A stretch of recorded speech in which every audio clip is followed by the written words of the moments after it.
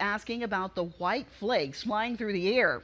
Well, Courtney Ann Jackson has the creepy crawly answer you may not be expecting. Look closely and you may see some white flakes floating by. They're not as easily captured on camera as with the naked eye.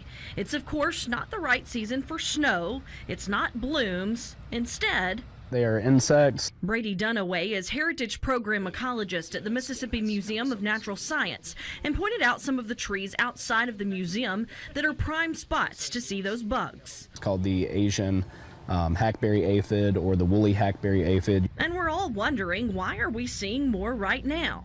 This is the mating season, and so that's what you see are the males that are flying around, and they're very small, they're very easily carried on a breeze, they drift around, so that's why it sort of has this illusion. They're not flying in the way that you see like a dragonfly darting about, but you do have them sort of drifting on the wind and just sort of landing anywhere and everywhere. They don't bite, and they won't permanently damage the tree, surrounding landscapes, your car, or patio, but they can be a nuisance. Aphids produce a byproduct from feeding. It's their excrement, and it's called honeydew. And what happens whenever you have a sugary material, especially in a humid environment, is going to grow bacteria and mold, fungi, things like that. The sooty mold can be unsightly on the trees, but it's a temporary issue. We also asked Dunaway why we don't always notice these bugs. From year to year, so you can have what are like boom and bust years.